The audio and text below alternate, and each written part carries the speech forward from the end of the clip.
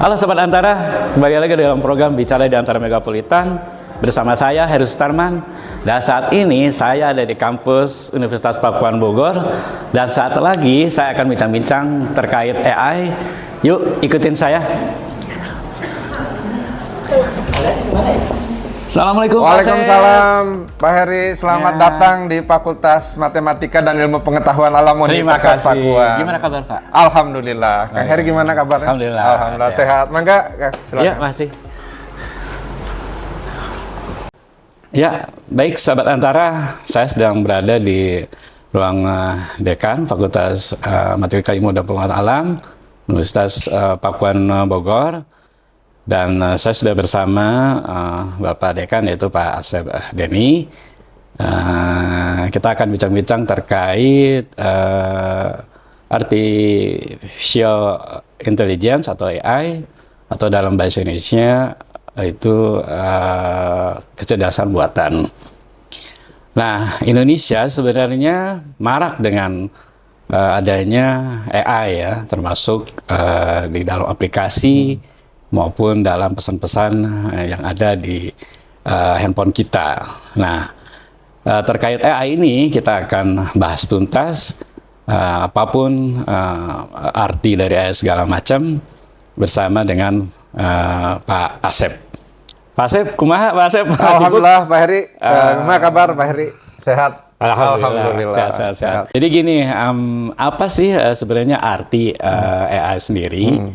Dan bagaimana metodenya atau bisa dikatakan AI itu sendiri? Ya, baik. Terima kasih Kang Heri. Ini pertanyaan yang bagus nih buat masyarakat juga ya, kita sudah banyak yang mengetahui tapi banyak juga yang belum.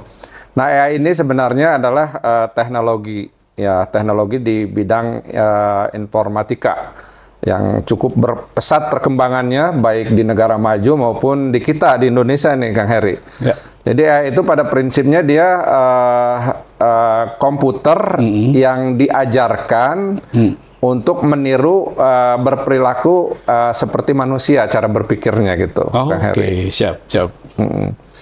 Nah, AI ini juga dia semakin banyak dilatih dengan data, maka dia semakin pinter seperti manusia, Kang Heri. Jadi misalnya manusia, kalau dilatih yaitu dengan 1000 data dia dilatih, maka kalau dikasih ujian 100 data itu gampang dia menjawabnya. Jadi pinter dia belajar dari data yang sudah dia pelajari gitu. Jadi dari sistem kerjanya seperti itu ya. Iya, betul. Ya. Nah, bagaimana dengan perkembangan AI sendiri di Indonesia sampai saat ini? Nah, di Indonesia, sebagaimana kita ketahui itu sangat pesat perkembangannya. Dari awal dulu mungkin yang sangat sederhana itu adalah chatbot, Kang Heri. Iya, jadi kecerdasan buatan yang sifatnya di handphone ya. Kita tanya langsung jawab, Nah, tapi saat ini itu semakin berkembang, bukan hanya sebatas chatbot. Chatbot itu adalah robot atau AI yang paling sederhana. Dan sekarang ini sudah banyak diaplikasikan kecerdasan buatan ini tidak hanya di bidang pendidikan, tapi bidang lain, publik ya, bahkan sampai ke UMKM, Kang Heri. Jadi berkembang pesat ya. Berkembang pesat, betul sekali. Dalam kehidupan sehari-hari gitu yang kita alami, apakah emang diperlukan atau mungkin ada contohnya Kang Asep untuk teknologi AI ini? Iya, baik Kang Heri. Jadi dalam kehidupan sehari-hari kita AI ini saat ini udah banyak ya Kang Heri diterapkan. Misalnya untuk layanan publik ya. Kalau di Jepang itu robot udah bisa melayani manusia di restoran. Ya, tapi kalau di kita ini dalam kehidupan sehari-hari ini sekarang banyak digunakan, terutama yang terkait di bidang-bidang riset ya, pengembangan industri dan sebagainya. Kemudian contoh aja yang paling sederhana nih Kang Heri ya, kalau kita bekerja misalnya saya bekerja ini riset, melakukan penelitian untuk mengidentifikasi sampah di sungai misalnya. Saya mengembangkan teknologi UAV, artinya Unmanned Aerial Vehicle. Jadi ini teknologi pesawat tanpa awak. Oke. Iya, pesawat tanpa awak. Nah, kita buat mesin mini komputer yang diterapkan di bawah drone. Tapi sudah kita training dia, kecerdasannya mirip seperti manusia, bisa memilah-milah jenis sampah. Oke, bisa memilah sendiri ya berarti. Bisa memilah sendiri. Jadi sudah kita ajarkan dengan semakin data yang diajarkan kepada AI ini banyak, maka dia semakin cerdas, semakin pintar, dan semakin akurat dia untuk mengidentifikasi objek gitu. Ya, dan nggak mandang waktu juga, dia jalan sendirinya gitu ya. Jalan sendirinya, betul Kang Heri. Jadi membantu manusia amat sangat sekarang ini. Baik, itu kan dari kehidupan kita sehari-hari ya. Nah, AI sendiri kan sebenarnya kalau emang dilihat dari manfaatnya juga kan banyak kan ya, yang positifnya. Benar. Nah, sedangkan kan dampaknya juga ada nih negatifnya. Nah, ini seperti apa nih, Kang? Iya, betul. Memang dari sudut pandang AI ini sebenarnya teknologi yang Heri. Kalau teknologi itu kan netral. Netral, seperti pisau. Siapa yang menggunakan ini? Kalau digunakan untuk kejahatan, maka dia dampaknya negatif. Kalau digunakan untuk kebaikan, membantu misal mengupas mangga, ya dan sebagainya, ini akan positif dampaknya. Nah, seperti itulah teknologi. Jadi AI sekarang ini, kalau kita lihat dari sisi positifnya, sangat membantu manusia untuk mempermudah pekerjaan. Tapi di sisi lain, kalau kurang pemahaman, literasi, atau pemerintah belum membuat aturan, maka ini bisa sembarangan digunakan dan banyak salah digunakan. Betul.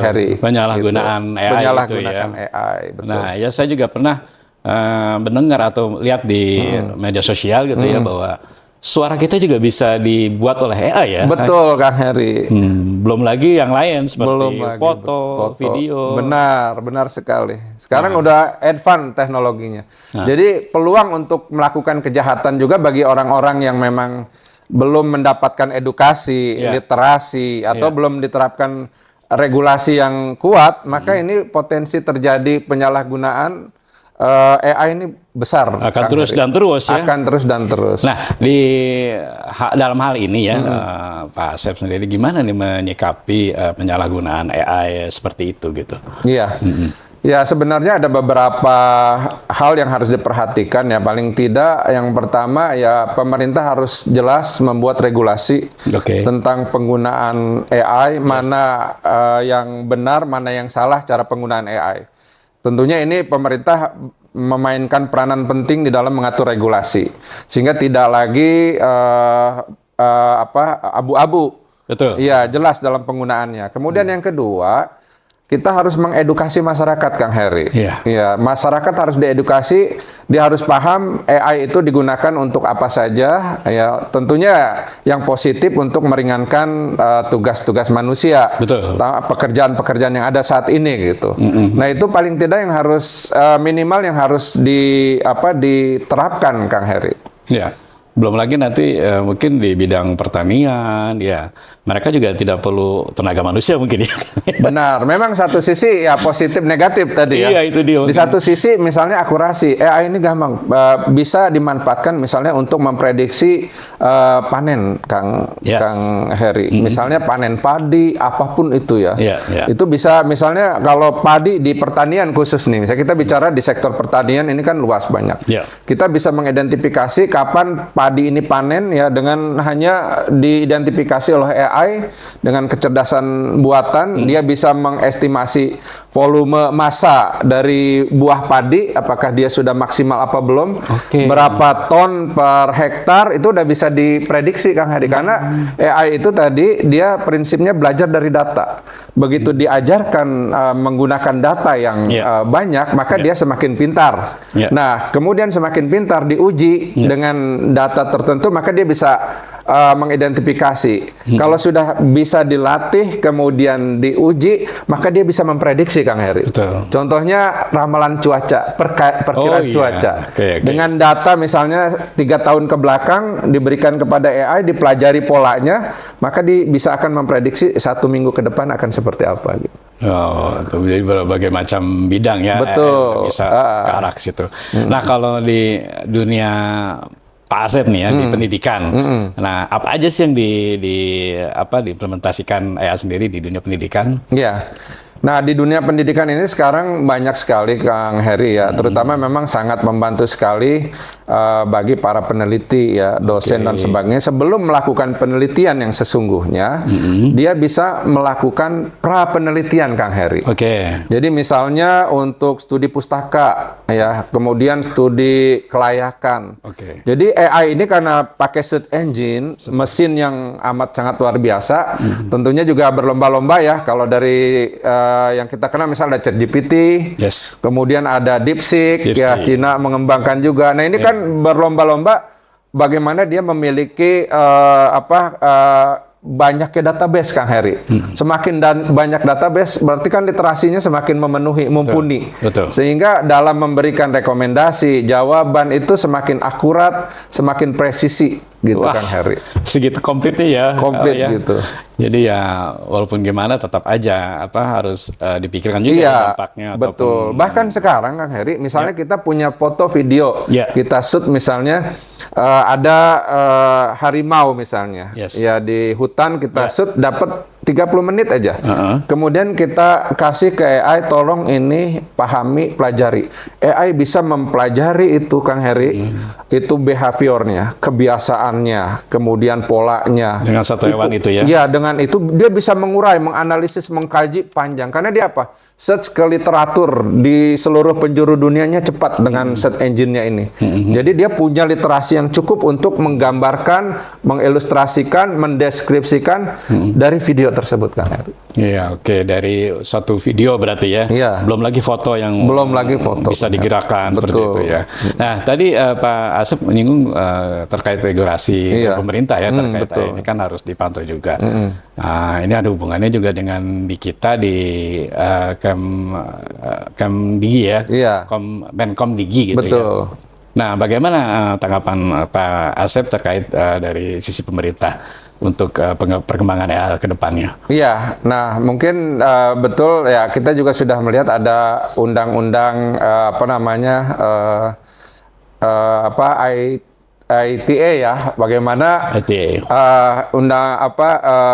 undang-undang ini mengatur privasi data dan lain sebagainya yang memang tidak bisa bablas itu orang menggunakan sembarangan. Nah, kalau enggak kan bisa sembarangan aja tuh penggunaan data pribadi ya bahkan foto dan lain sebagainya, suara, frekuensi suara Kang Heri itu bisa juga Nah, ini kalau tidak diatur dengan regulasi, artinya ancaman ya hukuman yang cukup berat, maka akan terjadi sewenang-wenang gitu Kang Heri. Jadi memang harus pemerintah membuat regulasi yang jelas gitu, dan disosialisasikan sampai masyarakat paham gitu kan. Sampai ke anak-anak belia mungkin. Benar sekali Kang Heri. Nah, ini pengalaman di selama ini ya Pak Asep, apa aja sih yang sudah pernah bergelut di bidang AI itu, apa aja yang udah dilakukan gitu sama Pak Asep? Iya, banyak sekali Kang Heri. AI ini memang karena tadi sistemnya mesin yang diajarkan mirip berpikir kayak otak manusia. Jadi sebenarnya objeknya ini sangat banyak di sekitar kita Kang Heri.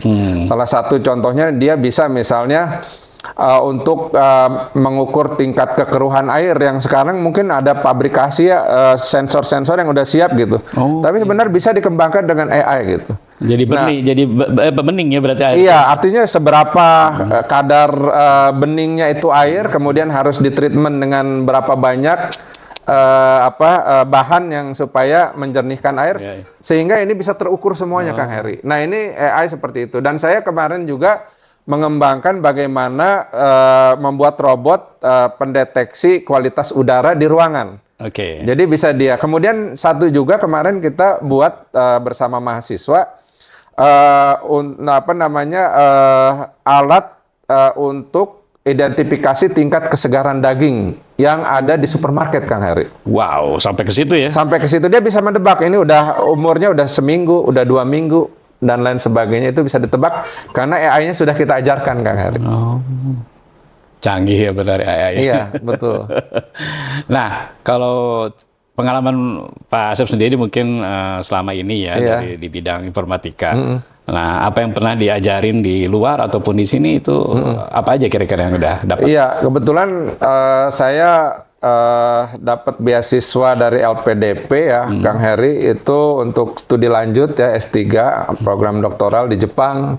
Dan saya bersama profesor saya itu ikut profesor, penelitian profesor, mendapatkan dana hibah dari pemerintah Jepang. Ya kalau Jepang itu kan, kalau di Amerika NASA ya.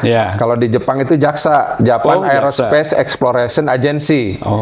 Nah, ini bagaimana mengestimasi, memperkirakan itu evapotranspirasi, penguapan air dari atas muka bumi, baik dari vegetasi ataupun tanah yang ke atmosfer, yang nanti menjadi hujan dan sebagainya. Jadi air laut berarti ya? Bukan, di darat. Tanpa lautan tidak diikutkan. Nah, jadi kita bisa memprediksi dengan algoritma. Nah, algoritma ini ya kita ajarkan nanti. Jadi bisa memprediksi, bisa mengklasifikasi, bisa mengidentifikasi berapa banyak volume air yang menguap dari permukaan bumi ke atmosfer. Ini juga sama dengan AI. Dan nanti embed itu akan dipasang di satelit Jepang, sehingga bisa memprediksi kebutuhan air bersih 30 tahun ke depan seperti apa gitu. Kang Gibran, itu baru satu bidang ya? Baru satu bidang gitu, Kang Heri. Masih banyak bidang-bidang lain, Kang Heri. Ya, gitu. Kita cuman terbatas waktu nih, kalau emang bisa nanti kapan-kapan kita bisa Kang Heri, bisa, siap. Pak Asep, mungkin ada pesan untuk teman-teman sahabat Antara yang mungkin bergelut di bidang AI? Iya. Mangga. Iya, baik.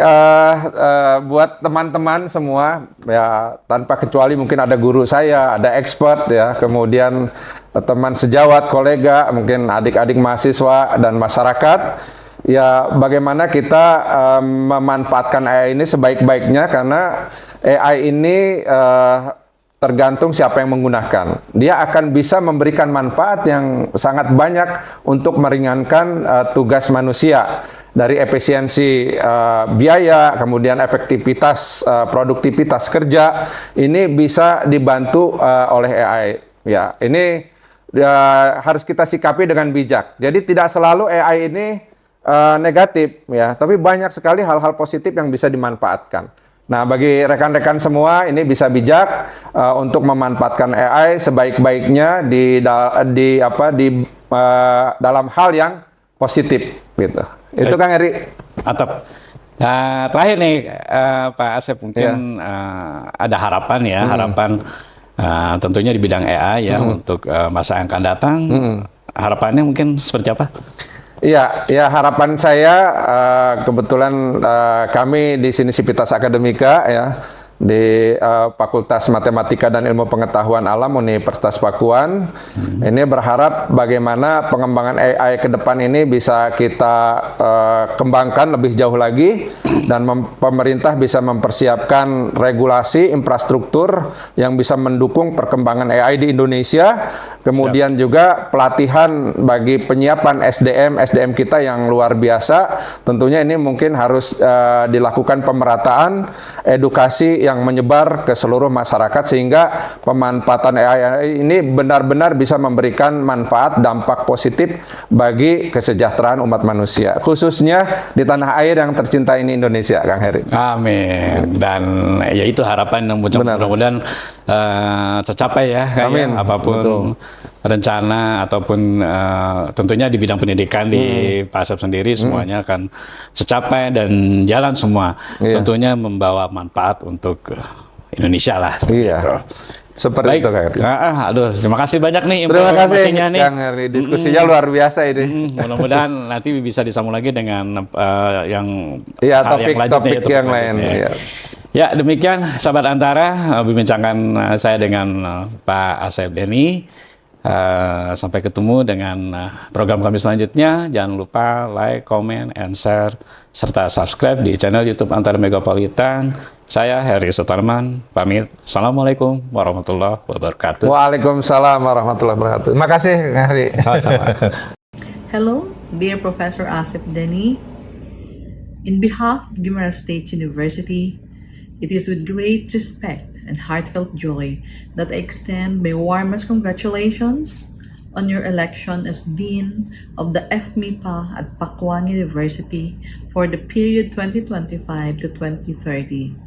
Your leadership, academic excellence, and dedication to innovation are truly inspiring. I am confident that under your guidance, FMIPA will continue to thrive and contribute meaningfully to the advancement of science education, not only in Indonesia, but beyond. As a proud collaborative partner, we at GSU look forward to strengthening the synergy we have built together over the years. May this new chapter be filled with impactful milestones and continued success. Once again, congratulations and best wishes for this new journey. Mabuhay ka!